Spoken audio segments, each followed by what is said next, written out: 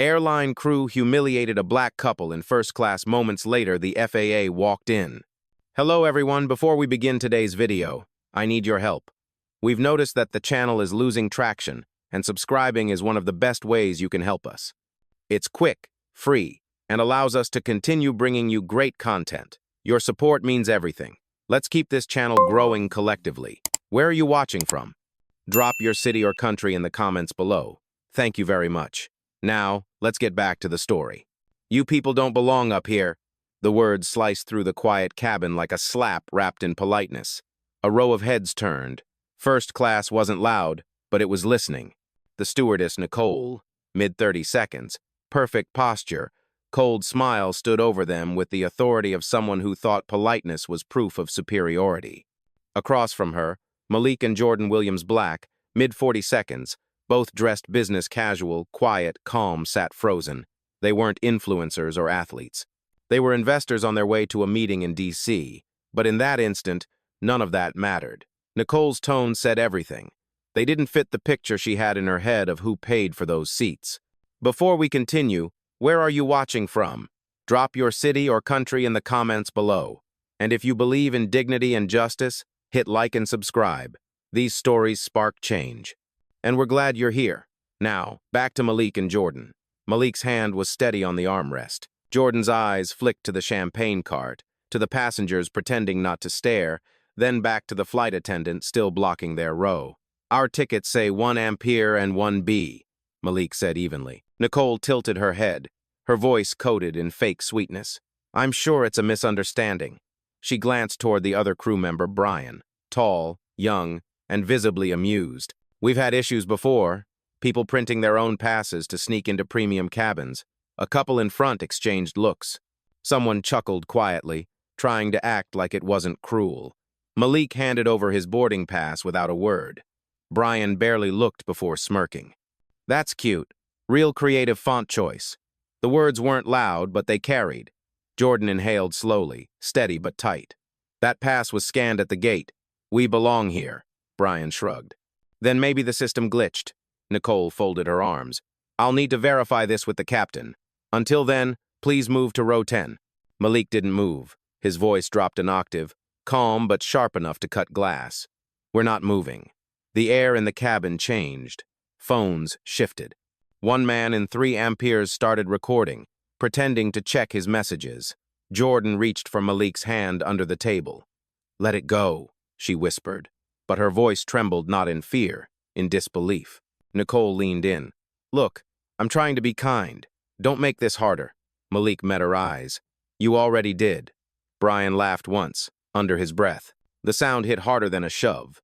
From the galley, the captain's voice crackled through the intercom, unaware. Cabin crew, final checks. The timing felt cruel, almost cinematic. Nicole straightened, still holding their passes like evidence of a crime. If you don't move, I'll have to involve airport security when we land.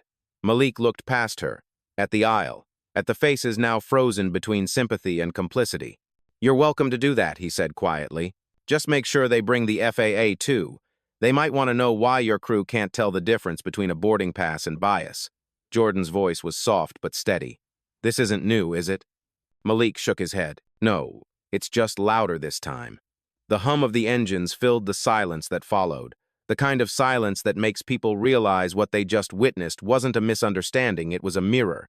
The engines hummed like restrained anger, the kind that fills the air when people know something wrong has just happened but pretend it is not. Nicole walked away toward the galley, holding Malik and Jordan's boarding passes like trophies, whispering to Brian as she passed. Seat them in economy if they do not move. Brian chuckled under his breath, the sound low but venomous. Malik kept his eyes forward, his jaw tight. Jordan's hand brushed his arm, the quiet kind of touch that says, I am with you, even here. From 3 rows back, a woman's voice spoke up, firm but calm. Excuse me, I saw them scan their tickets at the gate.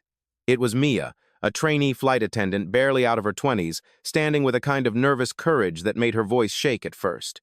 Brian turned sharply. Ma'am, please stay in your area. But Mia did not. She took 1 step forward. I was at the gate. Their tickets went green. They belong here. A murmur rippled across the cabin. One man whispered to his wife, she is right. I saw it too. The pretense of silence cracked. Nicole reappeared, mask of professionalism back in place. "We are following protocol," she announced, her tone clipped, her smile brittle. Malik's eyes met hers. "Protocol or prejudice?" he asked. The words did not shout. They sliced. Nicole blinked. For the first time, her certainty wavered. The captain's voice came over the intercom again, smooth and distant. "Cabin crew, secure doors for departure." Jordan exhaled slowly. She had been through this before, not on a plane but in boardrooms, where her expertise had to prove itself twice before anyone believed once. Malik leaned back, almost whispering, "They think silence means surrender," Jordan replied. "Then let them hear it break." A flight attendant from the other side of the cabin approached quietly. He was Latino, maybe mid-30s. Badge reading Andres. He had been watching. "Sir, ma'am," he said softly, "I know what this looks like. Give me a minute. I will check the manifest myself." Nicole's head snapped toward him. "Andres, that is not your department." But he did not back down. "It is our integrity," he said. The tension thickened. Nicole glared. "I am in charge of this cabin." Malik's voice remained steady. "And I am not moving from the seat I paid for." The cabin went silent again. Phones tilted, capturing pieces of the scene. One passenger near the window whispered, "This is going online the second we land." Nicole turned on her heel and disappeared behind the curtain, calling security on her radio. The intercom clicked. "Captain, passenger non-compliance first class, requesting ground standby." Malik did not even flinch. Jordan closed her eyes for a moment, hearing the words she had heard in a dozen different ways throughout her life. Non-compliant, suspicious, out of place. She opened them again, sharper now. "You know what they see, right?" she said. "Two people too calm to be scared and too black to be believed." Malik nodded once. "Then let them see what dignity looks like." The door to the cockpit opened halfway. Nicole whispered something inside. A few seconds later, she emerged, confidence restored. "We will have you reseated in coach until this is cleared up," she said. "If you refuse, we will deplane you." Malik's phone was already in his hand. He dialed a single number, his voice even. "Rachel, activate travel protocol 2. We are on flight 227, Horizon Airlines. Notify the FAA liaison immediately." On the other end, Rachel's voice was calm, efficient, and unmistakably authoritative. "Confirmed, sir. Logging coordinates now." The sound of his tone alone changed the energy in the room. Nicole froze, mid-sentence, realizing she might have stepped into something she could not control. Brian whispered, "Wait, what did he just say?" The hum of the engines deepened. Mia, still standing by the bulkhead, stared at Malik with a quiet recognition that this was bigger than a seating dispute. Jordan's voice cut through the cabin, calm and unshakable. "You said this was about protocol. Good. Let us make sure the right people hear about it." The plane taxied forward, the runway lights sliding past like streaks of judgment, and the silence inside first class was no longer ignorance, it was fear dressed as order. The aircraft rolled slowly down the runway, but inside first class, time felt suspended. Nicole stood rigid near the galley, whispering into her intercom, trying to keep her voice low enough to sound professional but loud enough to remind everyone that she still had control. Brian hovered beside her, glancing nervously at Malik and Jordan. "He called someone," Brian muttered. "FAA liaison or something," Nicole hissed. "Do not panic. He is bluffing." But her eyes betrayed a flicker of doubt. Malik sat motionless, his phone still in his hand. Jordan rested her palm on the armrest, steady but alert. "They think this ends when the door closes," she murmured. Malik replied, "It ends when the truth lands." Behind them, Mia stood at the bulkhead, pretending to check an overhead bin while discreetly recording audio on her phone. She had seen enough training videos to know what was about to happen next, and none of them ever ended well for the innocent. The captain's voice came over the intercom once again. "Cabin crew, prepare for takeoff." Nicole exhaled, forcing a smile back into place. "Sir," she said to Malik, "for safety reasons, I need you to hand me your phone." Malik turned his head slightly, his tone calm but cutting. "You do not have the authority to confiscate personal property." Brian folded his arms, forcing a grin that did not reach his eyes. "Maybe you should cooperate, man. No need to make this worse." Jordan looked up at him sharply. "Worse for who?" she asked. Her voice did not rise. It froze the air around her. Brian looked away. The passengers in the surrounding seats had gone completely silent, their faces pale, with the realization that this was no longer an awkward misunderstanding, it was discrimination unfolding in real time. Mia swallowed hard and spoke. "Nicole, please, I checked the gate log. Their tickets are valid." Nicole turned slowly, her tone suddenly venomous. "This is not your concern, trainee. Stand down." Mia's face flushed, but she stood her ground. "It is my concern when passengers are treated unfairly." Nicole's lips tightened, but before she could respond, Malik's phone buzzed again. He pressed the side of his AirPods, answering quietly. "Go ahead, Rachel." Her voice came through clear and deliberate. "The FAA liaison has acknowledged receipt of your alert. I am looping in Horizon Corporate Oversight and the legal department. Continue recording. Do not engage further," Malik said softly. "Understood." Jordan looked at him, eyes narrowing with quiet satisfaction. "You just put the sky under audit." A nearby passenger, a middle-aged woman with a gold necklace, leaned forward and whispered, "Sir, if you need a witness, I saw everything." Malik nodded once. "Thank you. Just stay calm." Nicole tried to regain control. "Everyone, please remain seated. We will handle this privately." But the damage was done. The couple in 3 amperes began whispering to each other, filming discreetly with their phones. A teenage passenger across the aisle typed rapidly, uploading captions to a live stream. The words spread faster than turbulence. "Black couple targeted in first class." The plane lifted off, engines roaring. Malik closed his eyes for a moment, remembering a different flight 20 years ago when he was 23, wearing his first suit, and a gate agent had asked if he was making a delivery. The sting of that moment had never left him. It had only refined him. Now, as clouds blurred outside the window, he opened his eyes again. Jordan's reflection stared back at him from the glass, steady, composed, unbreakable. Brian leaned in toward Nicole, whispering, "You sure we are not in trouble?" She whispered back, "If we are, we will handle it after landing." But they would not have to wait that long. 10 minutes into the flight, Malik's phone vibrated again. He answered in a voice that carried across the cabin. "Yes, Rachel." Her tone was cool, controlled, and final. "The FAA has contacted the captain directly. They are requesting to speak to the lead attendant immediately upon landing. You are authorized to document any further misconduct," Malik replied. "Copy that." The cabin shifted again, small movements, anxious glances, the weight of realization beginning to settle. Nicole's confidence evaporated. Brian's smirk was gone. Mia looked down at her phone, heart pounding.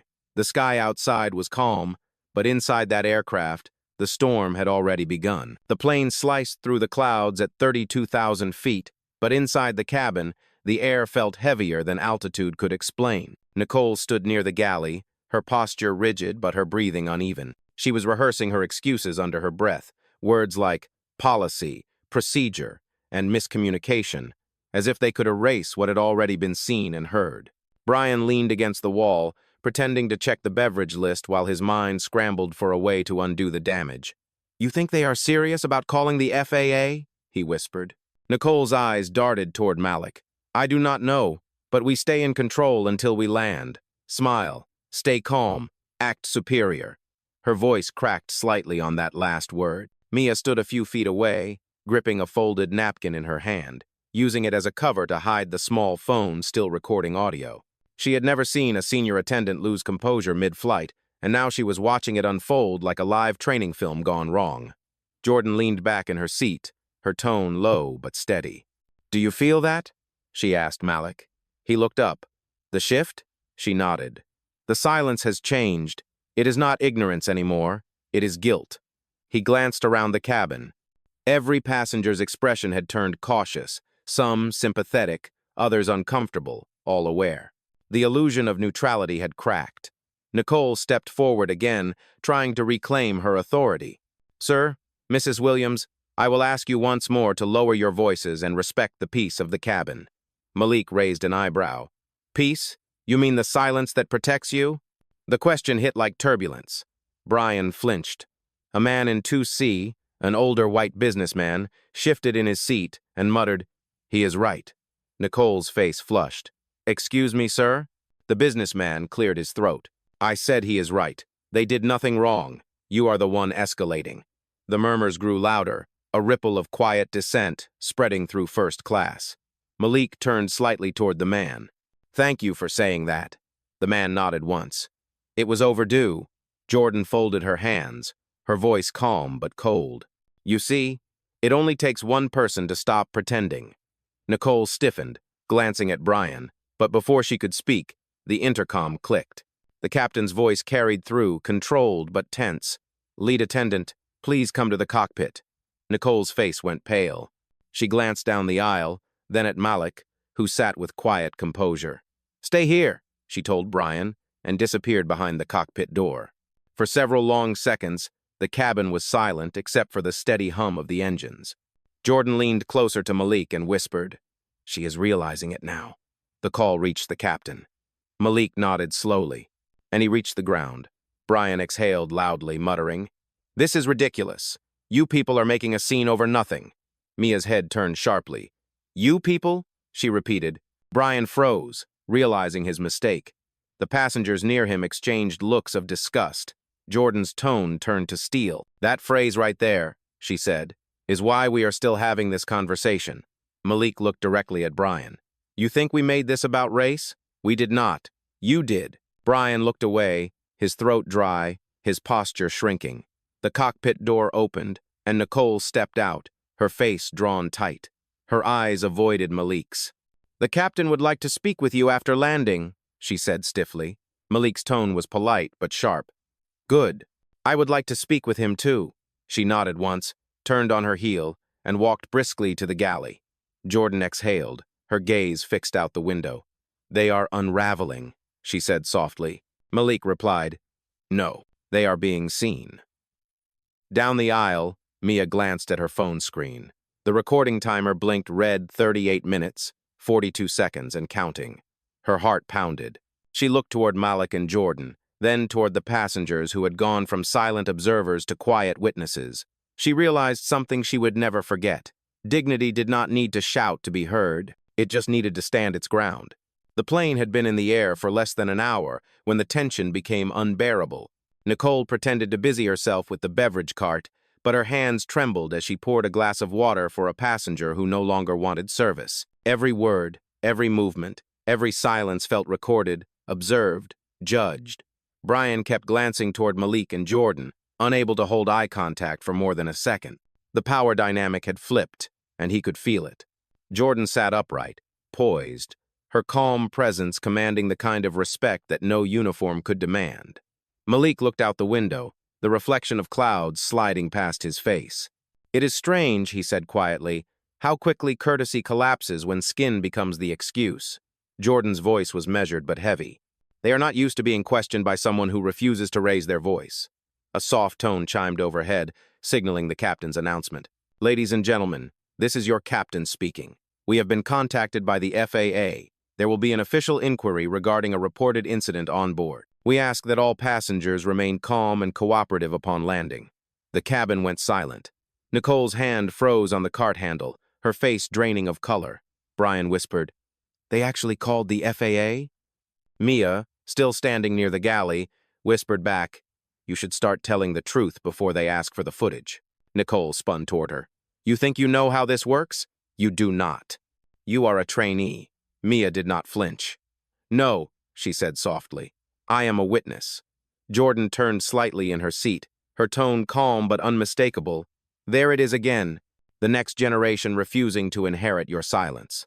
The passengers could feel the shift like gravity changing. A man from row 3 raised his voice carefully. "Is this really happening? The FAA is investigating mid-flight?" Malik looked over and answered with quiet confidence. "Accountability flies faster than denial." A few chuckles broke the tension, nervous but real. Nicole inhaled sharply. "Sir, you are not to speak to other passengers during an investigation." Malik's lips curved in the faintest trace of a smile. "And yet, here we are," Brian muttered under his breath. "Unbelievable." Jordan turned toward him. "What is unbelievable is how comfortable you were humiliating paying customers because of how they look." Brian opened his mouth, then closed it again, his authority slipping away. Mia watched it unfold with silent awe, the moment when truth begins to corner arrogance. The captain's door opened slightly, and a male voice called out, "Nicole, I need a word." She walked forward stiffly, disappearing into the cockpit. Malik turned to Jordan, lowering his voice. "You remember Atlanta?" Jordan nodded. "First-class lounge, right? They asked if we were lost." Malik exhaled slowly. "And I told you back then every insult is a receipt. Today we are cashing them in." Jordan's lips lifted faintly. "With interest." The cockpit door opened again, and Nicole emerged looking pale. She walked straight to Malik's seat, trying to maintain professionalism but failing. "The captain would like to know if you plan to pursue a formal complaint." Malik's tone was even. "It is already formal." She blinked, confused. "What do you mean?" Malik met her gaze with quiet power. "Because the FAA is not the only one listening. This flight is under corporate compliance review as of 10 minutes ago." He glanced toward Mia, who looked startled that he knew about her recording. "Do not worry," he said. "You did the right thing." Nicole swallowed hard, her authority slipping through her fingers like sand. "You cannot," she started, but her voice faltered. Jordan's words cut through her hesitation. "You have spent years hiding behind policy. It will not save you this time." The hum of the engines seemed to echo her words, a low, steady rhythm of consequence. Malik leaned back, his voice low but final. "Every time you told someone like us to move seats, you moved yourself closer to this moment." Mia's screen flashed again. The timestamp on her recording read 59 minutes.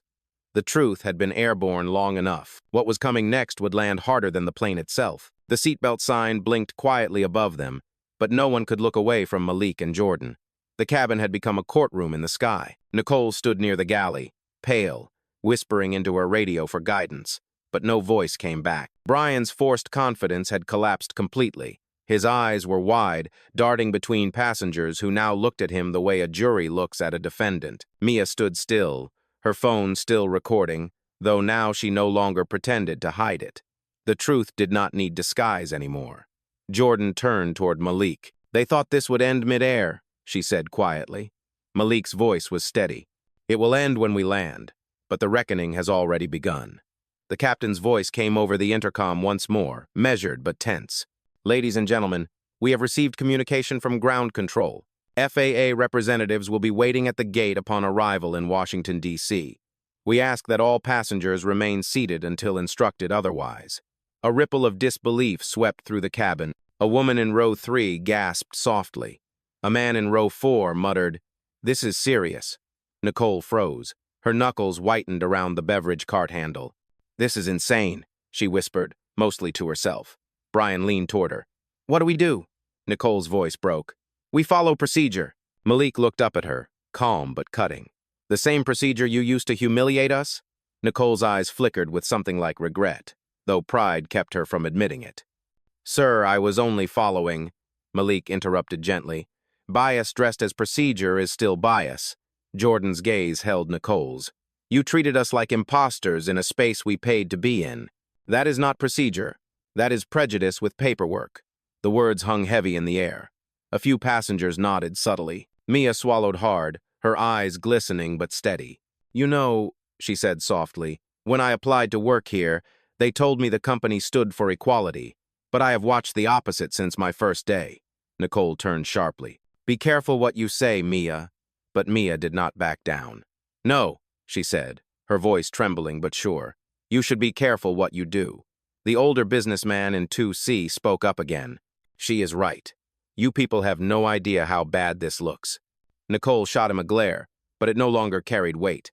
Malik leaned forward slightly, his tone measured and deliberate. "I do not want revenge. I want reflection." "Because this," he gestured around the cabin, "is not just a mistake, it is a mirror." The engines roared faintly as the plane began its descent. Clouds streaked past the windows like slow-moving witnesses.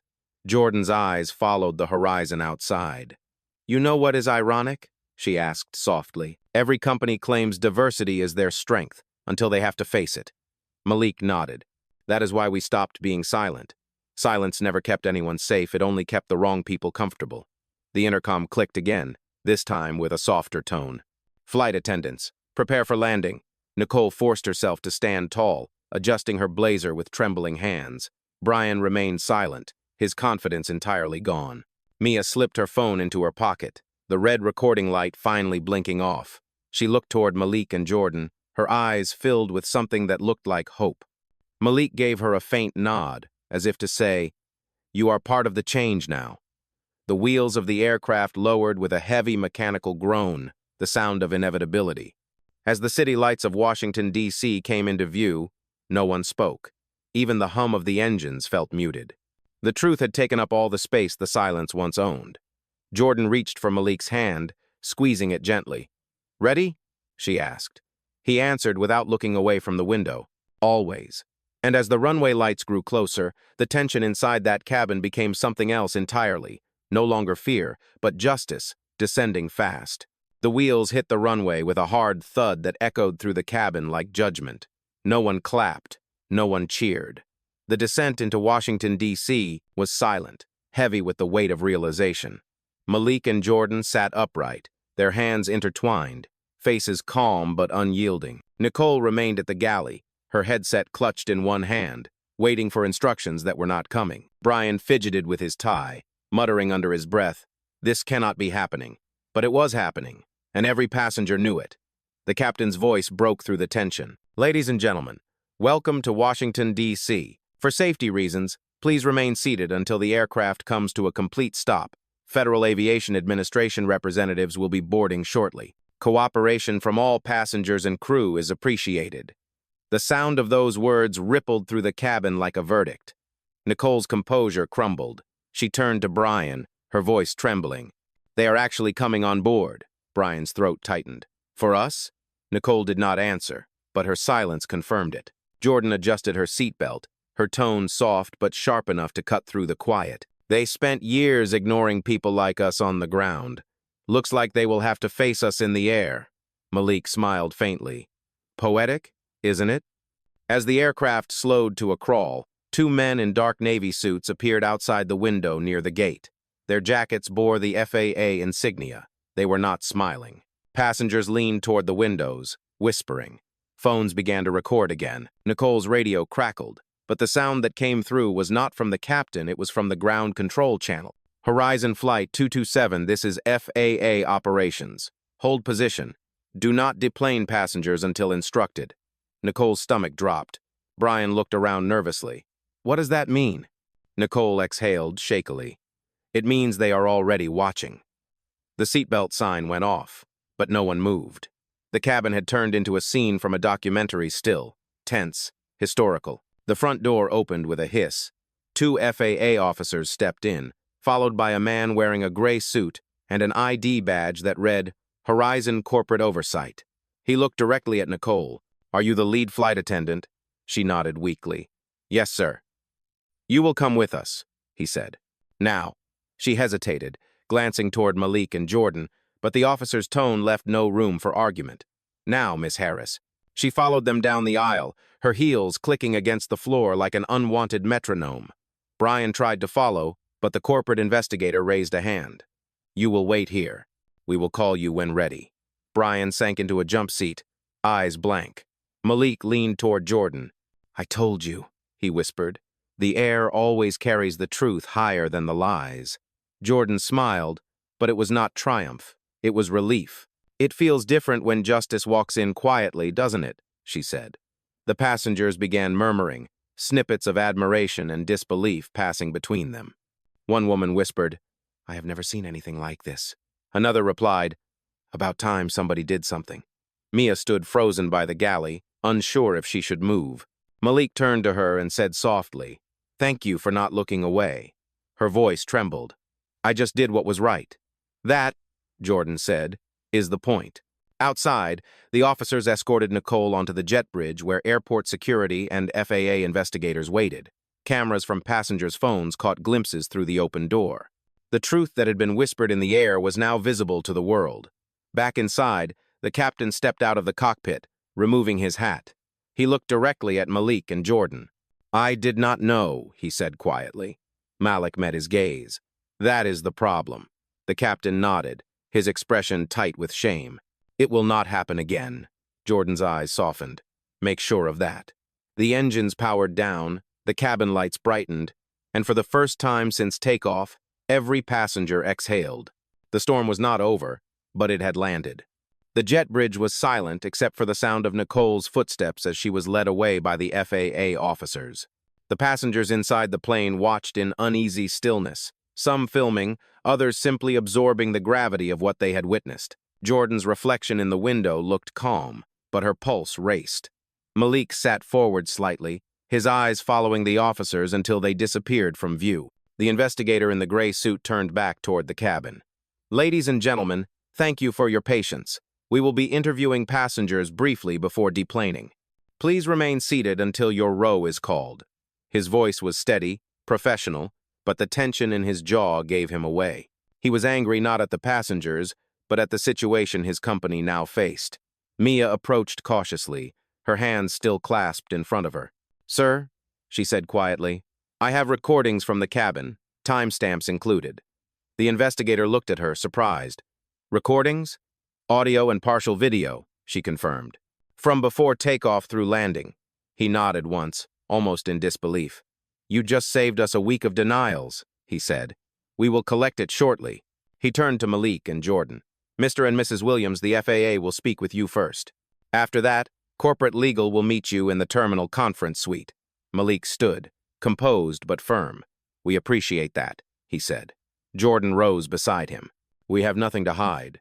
The investigator's eyes softened slightly. "I can see that." As they stepped into the aisle, passengers began to applaud, not the loud, performative kind, but a slow, deliberate sound of acknowledgement. A few even stood. The older businessman in 2C said, "You handled this with more grace than most of us could." Jordan nodded politely. "Grace is not weakness. It is discipline." Malik placed a hand on her shoulder as they exited. The air on the jet bridge was cold, sharp, and too bright under the fluorescent lights. Ahead of them, Nicole stood by the wall, pale and trembling as she answered questions from two FAA agents. Brian was next, his expression a mix of defiance and panic. He pointed toward Malik and Jordan as they passed. "They set us up," he snapped. One of the FAA officers turned calmly toward him. "Sir, you might want to stop talking." Jordan looked at him once, her gaze steady. "We did not set you up. You revealed yourself." That single sentence silenced him completely. They were guided into a private lounge inside the terminal. Two representatives from Horizon Corporate were already waiting, one from legal, one from public relations. Both looked shaken. The legal representative, a woman named Carla Evans, extended her hand. "Mr. and Mrs. Williams, I am deeply sorry for what occurred today. Horizon does not condone discriminatory conduct in any form. Internal review is already underway." Malik accepted the handshake but did not smile. "Apologies after exposure are not courage," he said. "They are damage control." Carla nodded, acknowledging the truth in his tone. "You are right," she said. "But what you did today ensures change will not be optional anymore." Jordan's eyes met hers. "We did not do this to punish your staff. We did this because silence becomes consent when you let it." The PR director cleared his throat nervously. "The media has already picked up the story. There are videos circulating on several platforms. You should know, public sentiment is overwhelmingly in your favor." Malik raised an eyebrow. "It should not take a scandal to prove someone's humanity." Carla leaned forward slightly. "You are absolutely right, which is why I have authorization from the board to invite you to join our upcoming diversity reform initiative. Not as participants, but as advisors." Jordan blinked. "You want us to help rebuild the policy that allowed this to happen?" Carla nodded. "Exactly that." Malik exchanged a glance with Jordan, the weight of irony not lost on either of them. "You are about to learn something valuable," Jordan said softly. "Representation is not a box to check. It is a mirror to stand in front of." The room went silent. The world outside buzzed with cameras and headlines, but inside that conference suite, something deeper was shifting, the kind of accountability that no press release could rewrite. The following morning, sunlight poured into the Horizon Corporate Tower in downtown Washington, D.C., glinting off the glass walls that now seemed to reflect more than the skyline they reflected accountability. Malik and Jordan sat across from Carla Evans and the board of directors in a high-level debriefing room, the kind usually reserved for investor meetings and press releases. But this was not a PR stunt. It was a reckoning. Carla opened her laptop and spoke with deliberate care. "The FAA has completed their initial interview. Both Nicole Harris and Brian Cole have been placed on administrative suspension pending full investigation. The agency is also conducting a compliance review of Horizon's internal culture training. Malik listened in silence, his face unreadable. Jordan leaned forward slightly. Culture training does not work when the culture itself is broken. The board members shifted uneasily. One of them, a man in his 60s with silver hair and an expensive watch, said, "Mrs. Williams, we recognize the severity of what happened, but this incident does not represent our entire company." Jordan's voice was calm but unyielding. "Then your company should have recognized us as passengers before it recognized us as problems." The room fell quiet. Malik folded his hands on the table. "We do not need another apology. We need a plan." Carla nodded, turning her screen toward them. "That is why we are here. The board has approved a comprehensive initiative to overhaul Horizon's discrimination policies. It will be called Open Sky. We would like both of you to serve as external advisors, shaping the protocols directly with our compliance and training departments." Malik studied the document on her screen. It outlined immediate actions, mandatory bias, retraining, anonymous employee reporting, and diversity audits for all leadership roles. "This is a start," he said quietly. "But you should understand something, Miss Evans. Real reform is not measured by press releases. It is measured by who feels safe to speak after the cameras stop recording." Carla looked at him, and for a moment, she saw what the world had failed to see the day before, not just a wronged passenger, but a leader who commanded respect through stillness. Jordan added softly, "We will help you if this is real. If it is not, we will walk away and the world will know the difference." Carla nodded firmly. "It will be real." The door opened, and Mia stepped in, holding a folder of transcripts from her recording. She looked nervous but determined. "I was told to deliver these directly to you, sir," she said to Malik. He took the folder, meeting her eyes. "You did more than most people with more authority. Thank you." Mia's voice shook slightly. "I just wanted the truth to count for something." Malik smiled faintly. "It already does." She left the room, and silence lingered for a moment after she was gone. Carla exhaled slowly. The FAA intends to close their report by next week, but internally, this will reshape Horizon for years. Malik looked out the window at the skyline below. "Then make sure it does not stop with Horizon. Make it reach the next company, the next flight, the next moment someone decides who belongs." Jordan followed his gaze. "People keep asking why we stayed calm," she said. "But calm is not surrender. It is strategy." Carla looked at her with admiration. "You both turned humiliation into reform." Jordan shook her head. "No, we just stopped pretending that respect has to be earned. It should have been assumed." The boardroom was silent again, but this time it was not discomfort, it was reverence. Outside, the city moved on, unaware that somewhere high above its noise, a conversation had changed everything. As Malik and Jordan stood to leave, Carla said quietly, "The world will know your names by tonight." Malik turned back with a faint, knowing smile. "They do not need to. They just need to remember what happened when the sky stopped being silent." And with that, they walked out together, into the morning light, where accountability had finally learned to stand its ground. 3 weeks later, the story had gone from breaking news to national conversation. Every major outlet had replayed the footage from Flight 227, the calm confrontation, the humiliating remarks, and the quiet power that followed. Horizon Airlines had issued a public statement, not through a spokesperson, but through a live broadcast led by its CEO, acknowledging systemic failure. The phrase, "Open Sky Initiative," was now trending nationwide. At a conference hall in Washington, D.C., journalists, executives, and diversity leaders filled the seats. Malik and Jordan stood side by side at the podium. Behind them, a large screen displayed the new Horizon logo, redesigned with the words, "Every passenger matters." Cameras flashed as Malik began to speak. His voice was calm, deliberate, and resolute. "3 weeks ago, we were told we did not belong in first class. Today, we are here to make sure no one ever hears those words again." The crowd erupted into applause. Jordan stepped forward, her tone sharp yet graceful. "Diversity is not decoration. It is discipline. You cannot train empathy through slideshows. You have to enforce it through accountability." The CEO of Horizon, visibly humbled, nodded from the front row. Reporters scribbled notes, recording every word.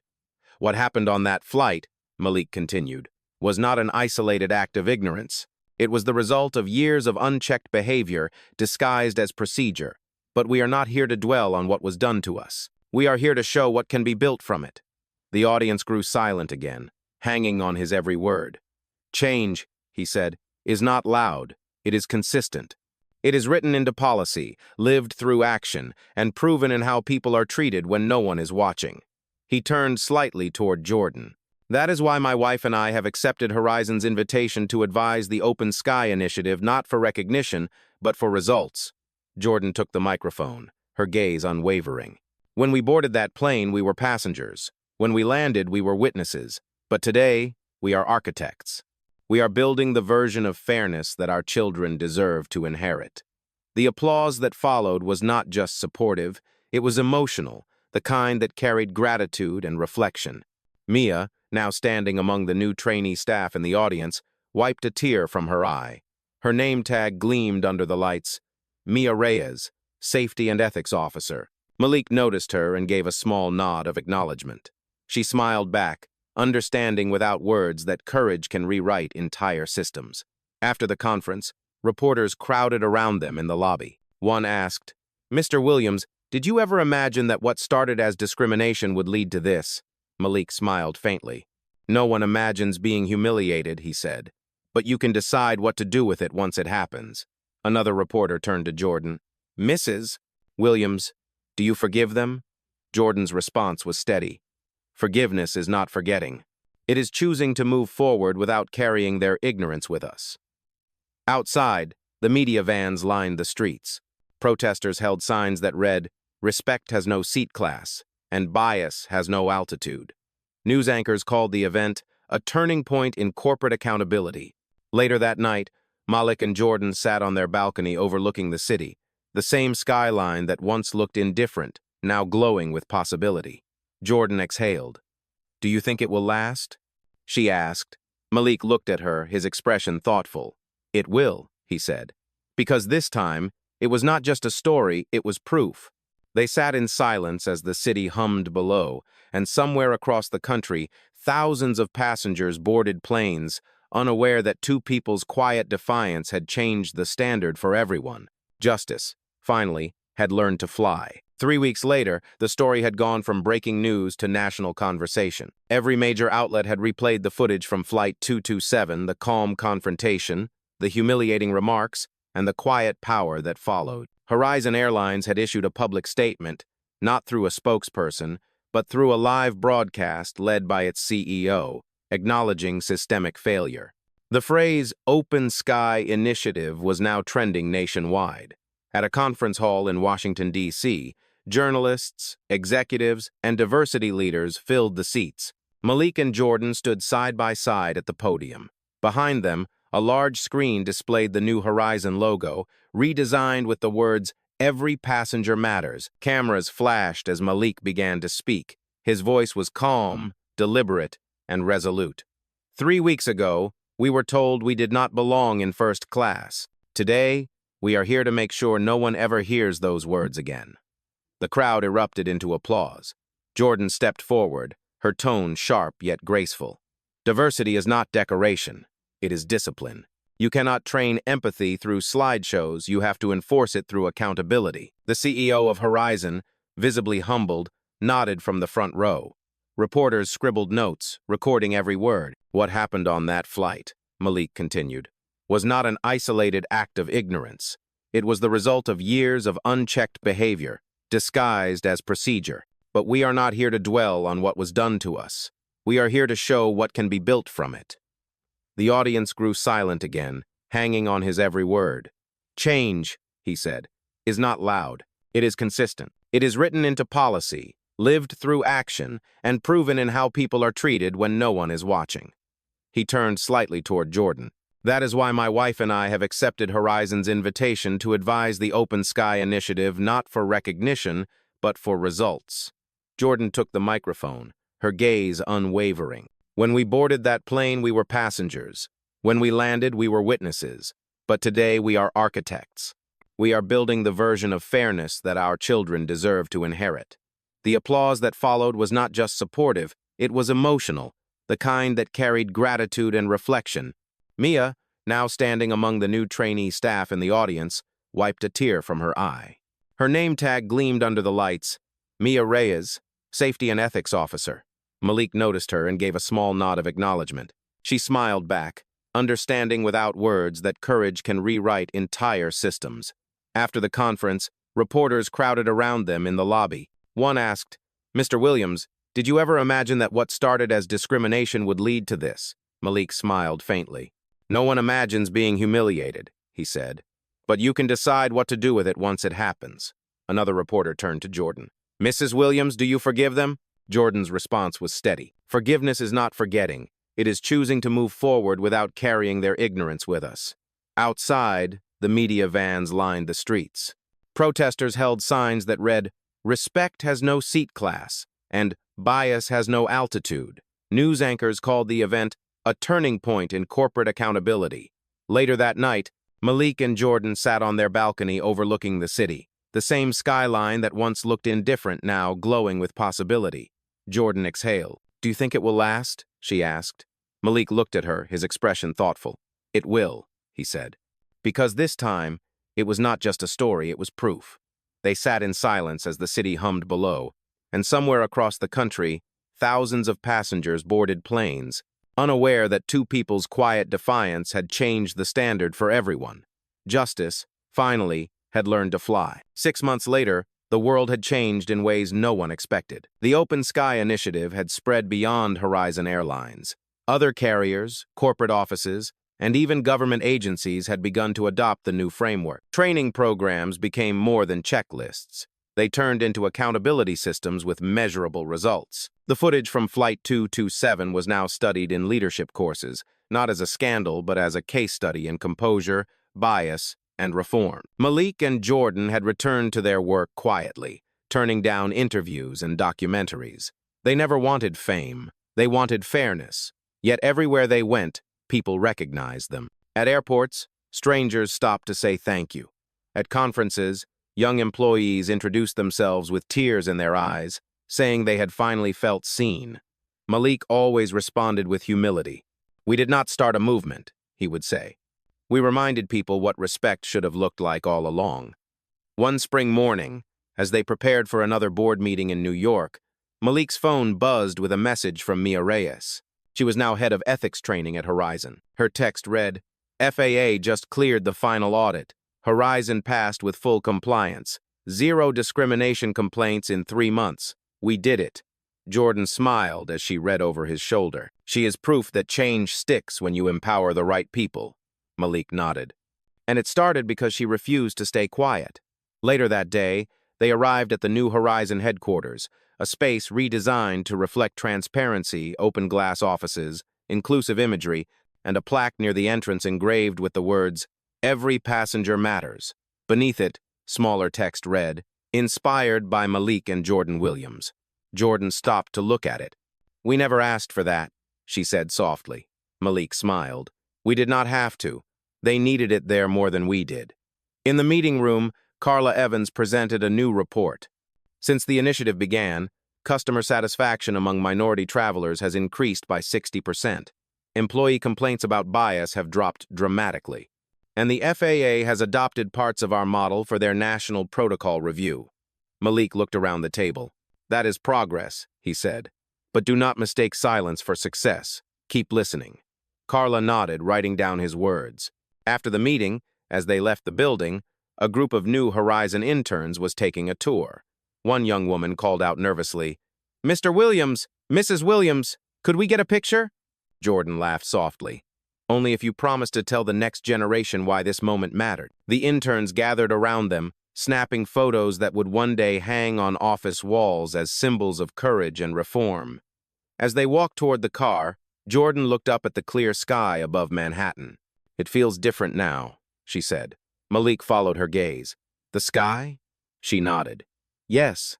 For the first time, it feels equal." He smiled, his voice low but certain. "Because justice does not live in courtrooms or press releases. It lives in the everyday moments when someone chooses to see another human being as equal." The driver opened the car door, and as they stepped inside, a soft breeze moved through the city. carrying with it the quiet truth that had once filled the cabin of a plane, the kind of truth that could not be contained, could not be silenced, and could not be denied. Justice, steady and unshakable, had finally found its altitude.